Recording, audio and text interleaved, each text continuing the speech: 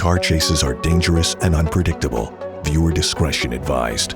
Okay, we want to get to some breaking news right now. Sky 2 is over pursuit in Burbank. Police are following this white truck you see right here. The want is assault with a deadly weapon. We don't have a lot of information, but this is in the Granada Hills area. You can see the black and whites not too far away from this truck. And Marcy, if you look closely, for some reason, the hazards are on and the driver's not going too fast, 50, 60 miles per hour. But at this point, we're not sure who this person is. We don't know if there's multiple suspects in. All we know is that this is an assault with a deadly weapon.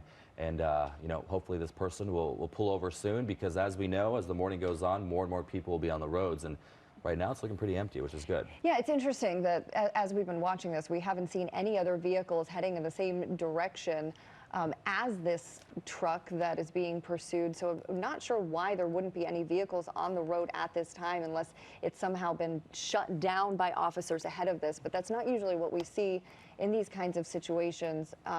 Again, this is happening in Granada Hills. He's in the area of Havenhurst Avenue and Simmons Street, slowing down quite a bit, now below 50 miles an hour. Yeah, it's surprising how slow they're going. This all started in Burbank, actually. Burbank police was the one that got the first call, and they basically say the assault occurred today, so sometime this morning. The weapon that was used is this truck that we see right here. But, no further information on the assault, the suspect information as well. And, it's interesting. We don't usually see a lot of pursuits in the morning, especially at this hour. And right now, this driver is, continuing to go with no end in sight. Obviously, they've got the black and whites behind them, so he or she knows, they're after them, but right. They continue to go. And we actually do have a retired LAPD officer on the phone right now. Can you hear us? Is this Dave Avila? Hello. Good morning, Dave. Good morning, Chris. Good morning, Marcy. Yeah, we have an early morning one here at CHP pursuit, looks like here. Yeah, what have you heard about this one so far? So far, my sources told me this is an agency that you had mentioned, an ADW suspect that you saw with a deadly weapon utilizing a motor vehicle. I'm not sure if that's the vehicle that they used, but evidently this individual assaulted somebody with that a vehicle. So, you look at something like this, and you had just mentioned earlier that there's hardly any vehicles on the freeway. Yeah. Middle of the week, 5 o'clock, 5:16 in the morning. It's just a little bit rare, but, we've had them before this early. And it looks like they may be exiting, Marcy. Does that look like an exit, or no, just going on to another freeway? Yeah, it's hard to tell at this point what is happening there. But again, and now it looks like he's speeding up just a bit as well. What does it tell you that he has his hazards on? That's a bit different. Does that kind of signify that at some point he might plan on pulling over, or what does that tell you?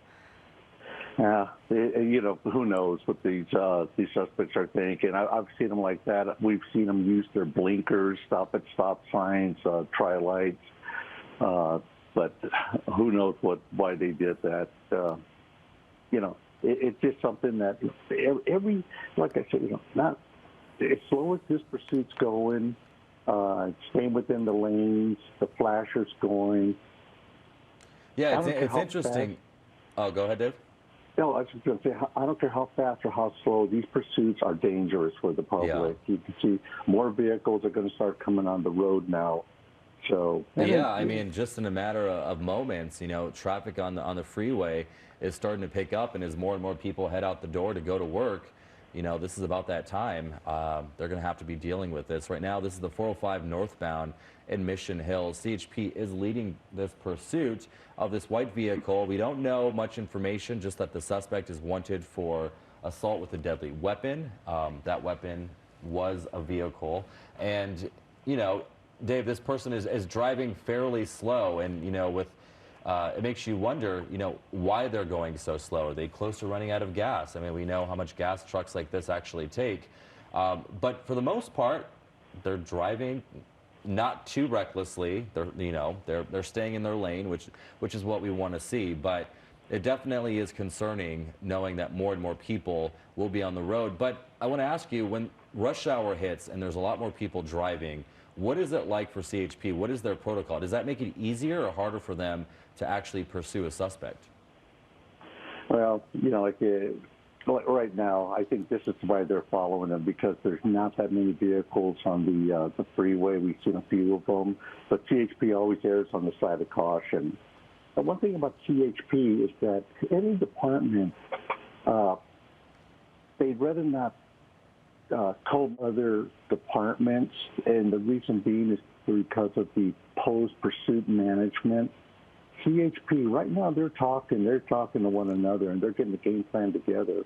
They can always negotiate a pit maneuver. You've heard before that 35 miles is the max speed, but we've seen them do pit maneuvers a lot when the speeds are a lot higher. And plus, if this suspect committed an ADW with a motor vehicle, they're desperate, no matter how slow they're going or with flashers. And also, we don't know if they have a weapon. So CHP now, they're going to just go ahead and follow him. But once it starts killing... Okay, it looks like he's now going onto the surface streets. So this is when it could get interesting. And we'll see what kind of, definitely just flying through these intersections. And it looks like, can you see through that window, Marcy? Maybe just one person inside? It's hard to tell because it's so dark, but it's interesting that he was speeding up there. The driver was speeding up there for a moment, going almost the same speed. Oh, coming to a traffic light and slowing down, but going right through it and continuing on these surface streets. But I was saying that, this driver was still going about the same speed as on the freeway when the driver first exited, and now going the wrong direction against traffic there to get around these vehicles that are at this traffic light, going right into this intersection, making a left turn here. This person's doing whatever they can to try to get away.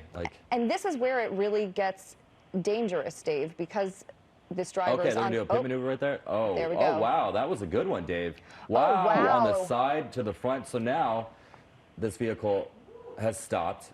That was perfect timing for a pit maneuver. There were no other vehicles around, no people. And that was great work by law enforcement. Yeah, especially with the pickup truck, because the rear end is so light. I knew that eventually they were going to negotiate a pit maneuver. But here's what I was talking about earlier. All these CHP officers are working off the same game plan. There's one officer that's talking to the suspect, saying, "Get your hands up," throw the keys up. Step out of the vehicle, that sort of thing that we've seen before. So this is what a beautiful pit. That was classic. That was perfect. It looks like someone inside might be flashing a light of some kind. Can you see that? And so I wonder if the driver inside, we saw someone putting their hands out of the driver's side. We still don't know if there's anyone else in that pickup truck, but you see a CHP officers there with their guns drawn, waving to that driver to go ahead and exit. And we see hands. Yeah, two hands in the air. Looks like that's the only person, right? There could be a passenger because it's so dark, and it looks like the windows might be tinted. So, all right, we're going to go ahead and roll that tape back if you're watching of this perfect pit maneuver by CHP in North Hills. This is off of Sepulveda Boulevard. If you take a look right there, there you go. The car went on its side and then back on its top, and now officers are out there, guns drawn, trying to get the suspect to surrender. It looks like he will. Sometimes this is a slower process, making sure that movements are slow, hands are up in the air, and hopefully they get this man into custody fairly soon. Well, they really gave him no choice but to stop it because of that excellent pit maneuver there. We saw him tilt over on his side. He's now upright and really with nowhere to go because CHP has him surrounded. So what happens from here, Dave? Well, right now, right now, law enforcement's in control of this. It's taken care of. The pursuit is over with. You know that they're deploying officers around the location to keep any civilians away. They'll get to. They're going in, and then they just backed up pretty aggressively. That was interesting. Yeah. I wonder if that suspect was saying something, because they were approaching the truck, and then all of a sudden they got startled and went back. So who knows what may be going on with that suspect. But, they have to be very careful with this. Yeah, I think the suspect keeps putting their hands out. So like I said, right now time is on the officer's side. They got the suspect stopped. That's the main thing, citizen safety. So they'll just sit there and they'll just put a game plan together. That one there obviously was kind of like, okay, let's back up. Let's get Right. that suspect did do something. Okay, we're getting a better angle from here. We see at least one hand in the air. Not sure where the other hand is. But I think this suspect understands that he needs to take it slow too. Yeah, and looking at one hand, that really gets you. You know, it's kind of like, okay, what's he doing with the other hand? Right. How come he Right. doesn't have both of them out there? And Marcia, you had called it too. You know, we don't know if there's any more suspects in there. Is there a victim in the back? Once they get the suspect into custody, you know, they still got to clear that vehicle, and especially since it's covered in the back. It's something that they're going to just take their time with. And, You know, yeah, go ahead. well, and so from here, so we see that they're maintaining their position there. Now, will they move over to the side to get a different angle to be able to see into that truck a bit better, since the driver is only showing them one of his hands at this point? That's a major concern, as you mentioned, not knowing what's going on with his other hand. And so what will officers' approach be at this point? Well, they'll stay there, and then they may bring the black and white around to the side, but they won't place a black and white on the other side of the suspect's vehicle because of possible crossfire. If the suspect comes out shooting, and you always hope for the best, but you are prepared for the worst. If this suspect comes out and starts firing, the officers are ready. So you definitely don't want to have a black and white to the rear of the suspect's vehicle. But yeah, they may come around in position of black and white parallel or to the sides of the suspect. It looks like they have one that's in the parking lot, but I can't tell if that's a black and white or. I see the from my end. I see where his other hand is. Is Yeah, that up on the window? Yeah. he's holding it up on the windshield, so you can see both hands. good. But even with seeing both hands, what are the concerns for those CHP officers right now? It's just if the suspect has a weapon on him or not, and why he's being stubborn. Now his door may be jammed because. Oh, that's true. It landed on its side, or Yeah. during the pit maneuver. Yeah. But either way, he's going to have to get out. Officers or suspect dictate the officers' reactions and how they deploy. And whether it's stuck or not, he's going to have to get out of there. Yeah, and thankfully they got this pit done successfully. Around 5:20 in the morning before rush hour picks up, and in a matter of an hour or two, this road is going to be fairly busy with traffic. So, talk about the best time with the least amount of people on the road, at least for now. Yeah, Marcy and Chris, if anything, as smooth as effortlessly as these pit maneuvers look, they are extremely dangerous. But I will say this, that pit maneuver was textbook. The black and white that negotiates the initial contact. So now what is he doing? It looks it. like, maybe he's trying to talk to the officers through the other window, like bending over, because there's officers on that side now. There's a lot of movement in there, though. I know. And a little bit too much for comfort. Yeah, exactly.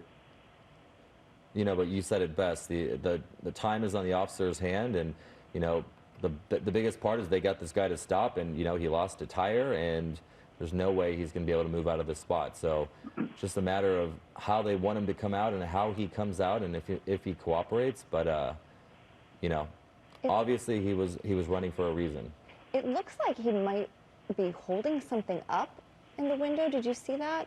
It's hard to tell what's happening because it's so dark, but I thought I saw something go up in the side window. So would an option be for this driver then to exit through the passenger side, or are there other risks involved with trying to get him out that way? Well, that one of the officers is talking to him and just saying, hey, it's over. It's time for you to get out of the vehicle. There's a reason why they had that arrest team that started to approach with the shield, and then they all backed up. There's something that suspect did that the officers felt that there was a threat to them. So they backed up. We got plenty of time. It's a small street. Everything's blocked off. Now what we'll do, if it's a waiting game, they may use a less than lethal type of weapon, just blow up the windshield. But I don't know. It's just something that, as you can see there, now everything's kind of settled down. It looks like the driver is now leaning down. Does that look like his forehead or his head? Yeah, it does. Like maybe trying to hide from the chopper? I don't know. And what I was seeing, what I thought was him holding something up, it looks like it may have actually just been his torso and his shirt, seeing that angle of it as he was leaning down. We're seeing officers take a different position here now. Those 4 officers are lined up one behind the other. And we see the other officers kind of taking position, crouched down with their weapons drawn. What does that tell you about what's happening right now? Yeah, they may be planning on just going ahead and just approaching it. I would defer to them as the arrest team to expedite this. And that's exactly what I was talking about, the post-pursuit management. Oh, they're going in now. They're shield up, going up to the vehicle. All right, looks like he's potentially cooperating. Oh, okay, this is good. This is the closest that we've seen so far of them actually approach the vehicle. And you're probably right. They're out the window right now. His door was probably jammed. All right, they've broken the passenger window. They're trying to open the passenger door now. Looks like he's blocking his face, maybe from glass hitting him. But yeah, so this is the end of a pursuit that started in Burbank. The initial one was an assault with a deadly weapon. We know the suspect was wanted for that weapon, apparently what was a vehicle. And they're grabbing the driver now through the driver's side and through they've got the passenger door open. Hands. And he seems to be resisting though, in fight and pushing back. Yeah, he is definitely aggressive here. They've got him down on the ground. All right. He's not going peacefully. You know, it makes you wonder, you know, if he's on something. Is he under the influence? Is he on drugs? Because what we're seeing right here is very erratic behavior. And you can see that he's yelling. His mouth is moving. You know, his head is moving erratically. You're right. Yeah, it's not. It looks like, you know, he could have been on something. But it was interesting because when we were watching the pursuit, the driver was actually going at pretty slow speeds and wasn't driving too recklessly. But as you see right here, definitely resisted. But if we could show one more time the pit maneuver, as you call it, textbook pit maneuver. This is in North Hills. CHP was able to get it perfectly. So your right-hand side of your screen, the pit goes right there. The truck lands on its side, back on the front. That's where it comes to an end. And you can see this driver in custody now, being taken to a patrol car there. And we're going to let you know the time now, 5:31. You're watching CBS 2 News. This is the end of a pursuit. This driver wanted for assault with a deadly weapon and taken into custody. Yeah, it's so bizarre because his driving of the pursuit was not as intense as he was resisting arrest. That's true. You know, so it makes you wonder, you know, what's going on with this person. But obviously it looks like there could be something internally going on. But thankfully, the end of a pursuit in the San Fernando Valley. This is in North Hills right here. And thankfully, it ended early enough before a lot of people are on the road. Because as we know, in the next hour or two, it is going to be busy. And Dave, thank you so much for waking up with us this morning. I usually talk to you at nighttime, so I feel like it's 11 o'clock at night. Yeah, Chris, Marcy, no problem at all. Thank you for the call. Until next time. Yeah, your insight is always so helpful, so we really appreciate it. Yeah. Well, that's enough to wake you up, huh, Marcy? Yeah, exactly.